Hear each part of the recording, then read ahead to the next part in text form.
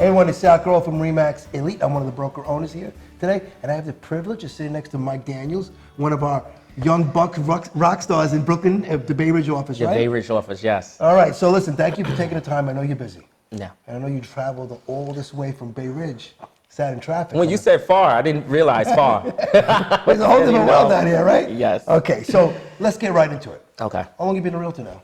So I've been a realtor for 6.5 years. So it's almost 7 years. Cool. March will make 7 years. Nice, nice. So. Now, what were you doing before you were a realtor? All right. So there were two things. I've been in the hotel business for many years. I've been in the hotel business since, I guess, 2004. Okay. And during that time period, I was also in the entertainment business.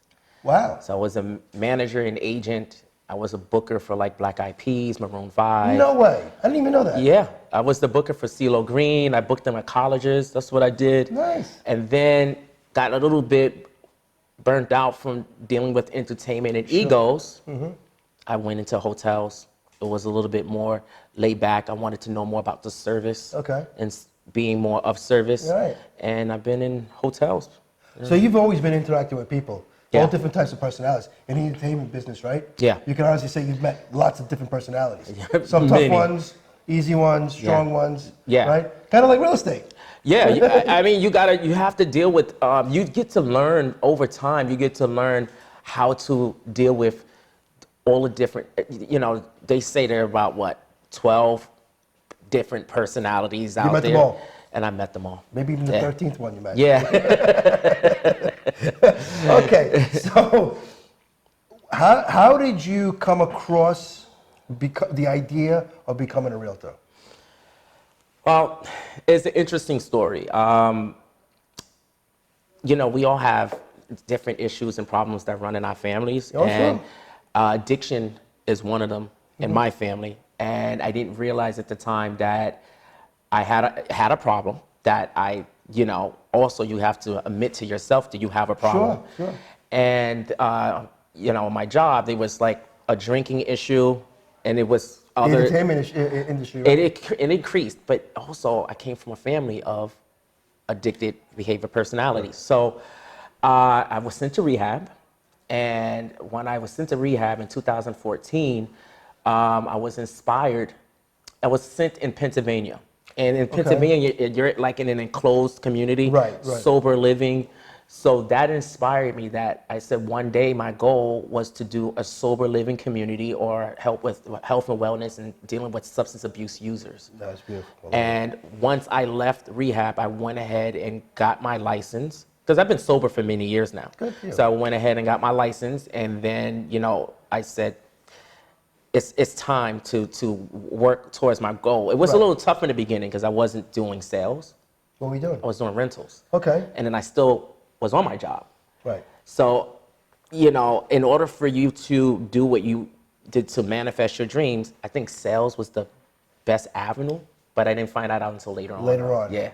Rentals is a little tough. I mean, it's not, it's a lot of running around. It's fast money. Yeah. But it's a lot of work for it. Yeah. And you really have little time to do anything else. Yeah, you're running around for, you get to learn the ropes and you get to learn like, wait a minute, I can do all this energy in sales. And get paid a lot better. And get paid a lot better. The only thing is that I didn't have the proper guidance. Well, okay, so that brings me to this next one. What company did you join? Did you join a local company, a big one? So, when you go to real estate school, you have all of these companies that come and they recruit you. Sure. So there was one company, it was called Up Next. Up Next. Okay. They're a small company. They were, a startup company. The owners have been in the business and worked for Miran Properties, Miran Group. They worked for City Habitats. They worked for other. Were they in Brooklyn or Manhattan? No, they were Manhattan. Manhattan. Yeah. They were Manhattan. I was a Manhattan-based realtor for many years. Different animal, right? Manhattan. Different animal, different ball game. You're really not part of the MLS system. Right. They don't work on the MLS. No, they don't. They don't. Their not own at all. network.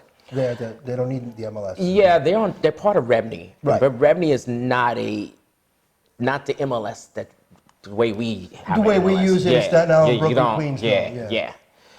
So Up Next was the first, and then they didn't last that long. So not like I left Oh, they shut down. They shut down. Okay. So I've been at a few companies, and each time I was those companies either they shut down, they didn't do well, so I ended up going to.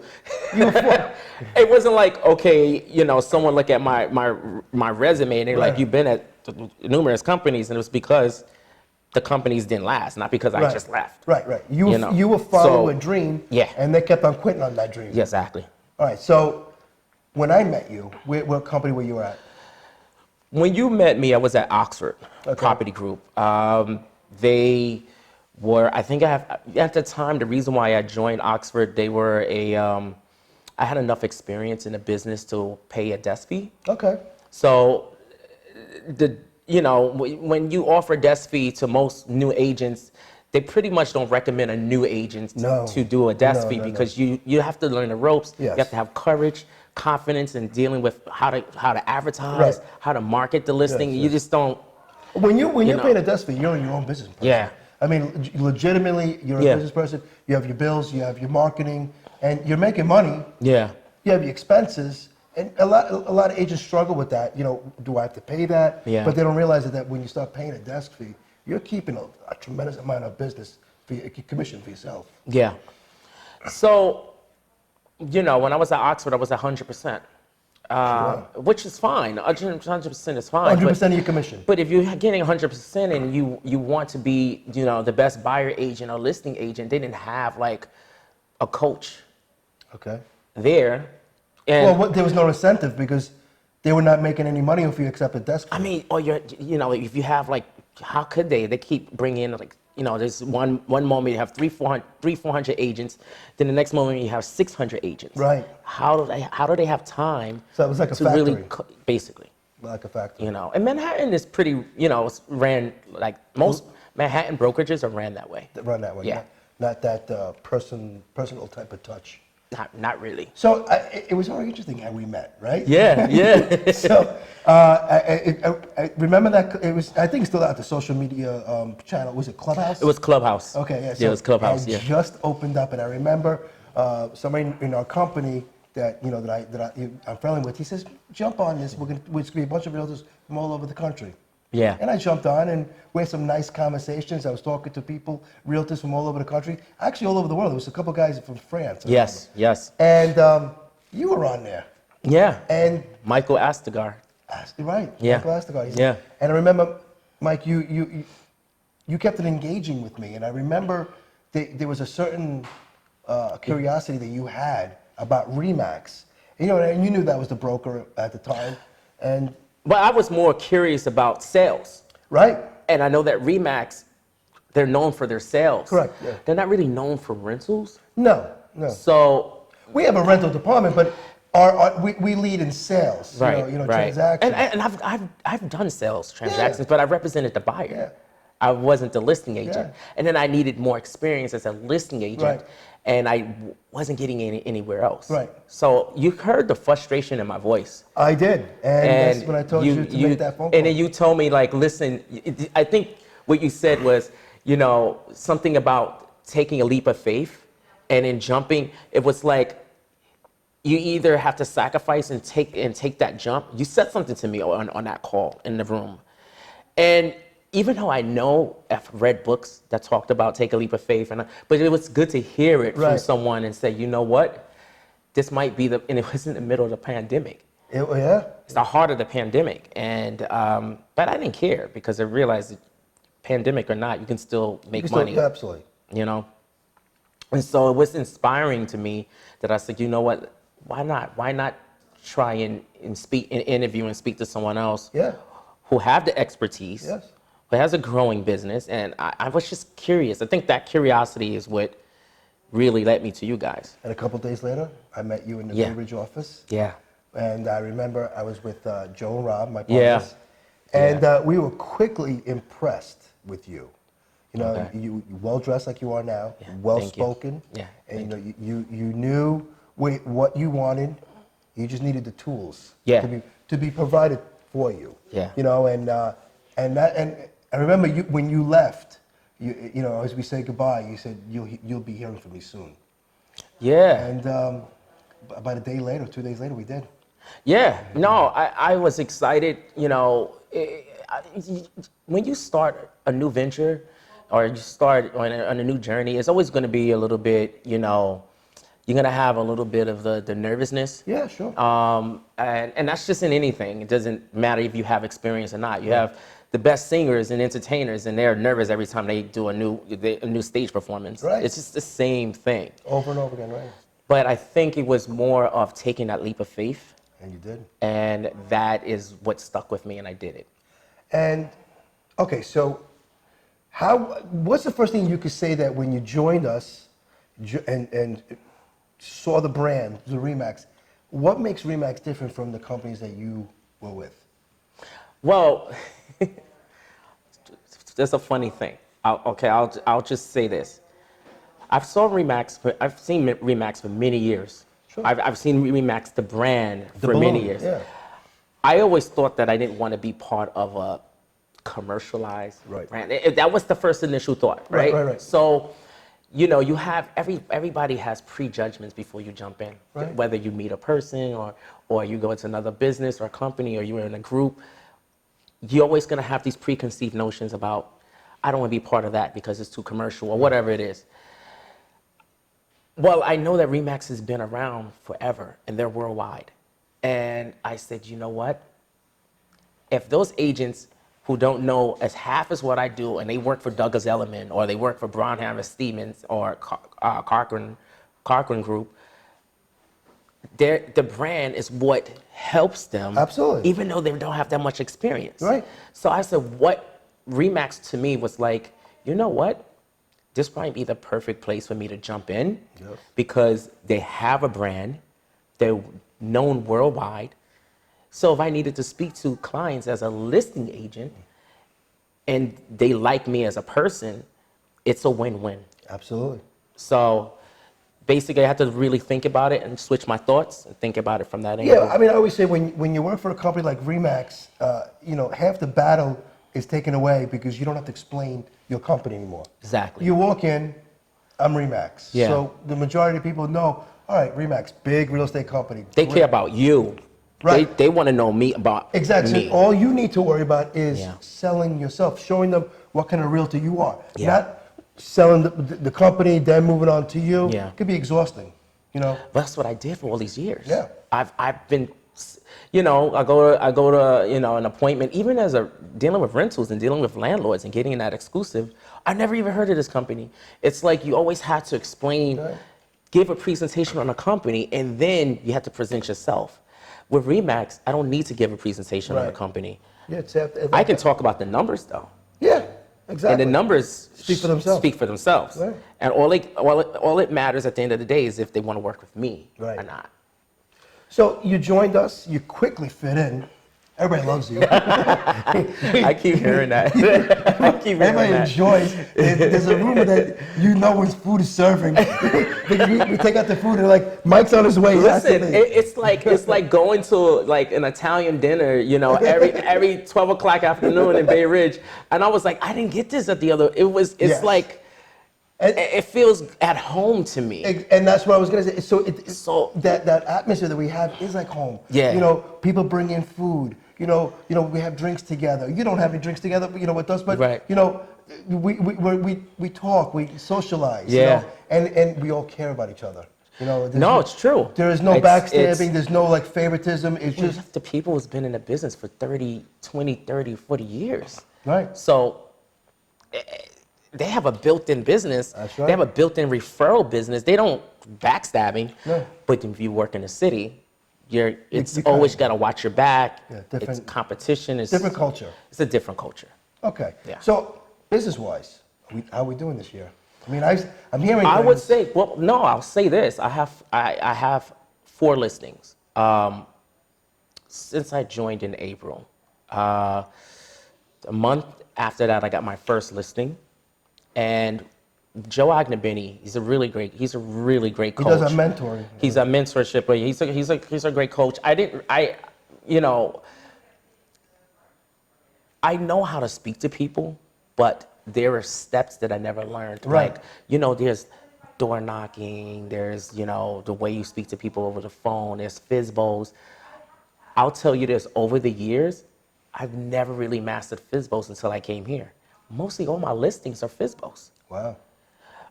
I keep getting pushed to doing expireds, and I haven't really but most of my listings are from FSBOs. That's great. So I would say I have 4. One is an office exclusive, one is under contract, the other one we're waiting for the buyer to sign. So there may be 2 under contract, and I got another listing a couple weeks ago. Okay, so, and I'm working on more, and I realized that this is something that I would love to do. You know, when you can pound the pavement, which I've never done before, I feel like I can do anything. Exactly. But before, I didn't have that confidence You're because I did not a people know. person. I didn't know. And I think that comes from your background in the entertainment industry Right. and everything. Right. And you know different personalities. You know how to interact with different Right. people. So for you to knock on somebody's door is no big deal for you. You know what though? It was a little bit of I didn't have a fear of that. I just had, you know, you always have to get the motivation started in your mind. I didn't really necessarily have a fear. I did have a fear of cold calling in the past.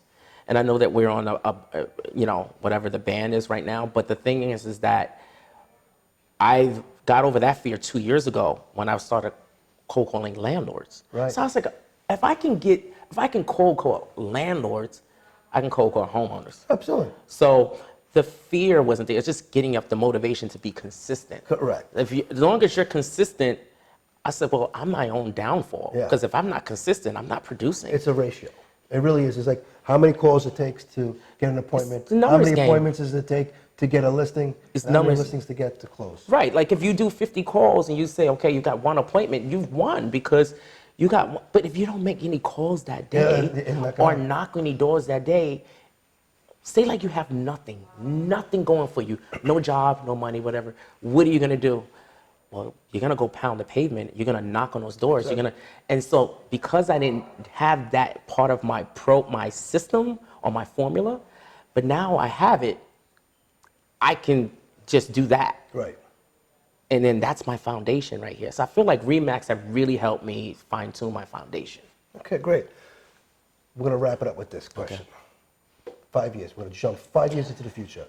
What's Mike's business looking like? Hopefully you're still with us. Yes. Okay, but what does your business look like in 5 years? So my business model in 5 years is go after my associate broker's license, still be part of ReMax. Okay.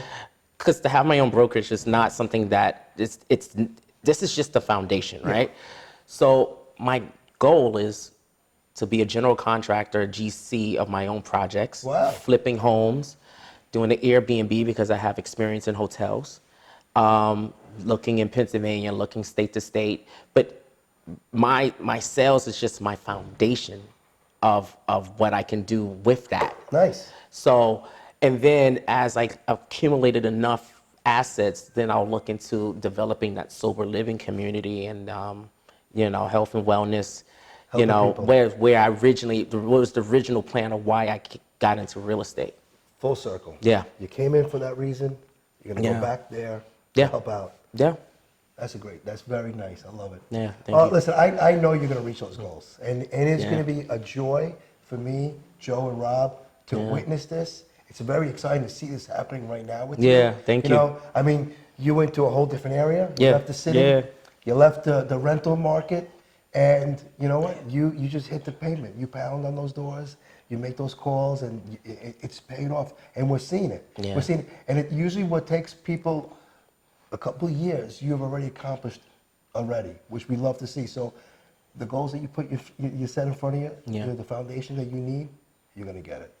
Thank you. And I'm going to be very proud of you. No, I'm proud, and I want to I can thank you any more. Just, you know, the opportunity to talk to you in Clubhouse, and now I'm here. Yeah. You know, I feel grateful for that. I'm grateful for Clubhouse. You know? No, because I would never have met you. And the funny thing is, after that, I haven't been on Clubhouse. Me either. Me either. I haven't been on Clubhouse. So maybe that was the reason why we met. I guess so. Because I haven't been on after I joined this company. So. There you go. Well, I know you're a busy guy. Thank you for taking the trip all the way out here. Thank you. Okay, Thank hopefully you. you could do some stuff around here. Oh yeah, I'll probably go look at the stores, get some food or something like Maybe that. some family members. Yeah. Take advantage of being all the way out here Exactly. in the sticks. Exactly. Well, thank you so much. I appreciate it, okay? Thank you so much, Sal. Thank you good so day. much.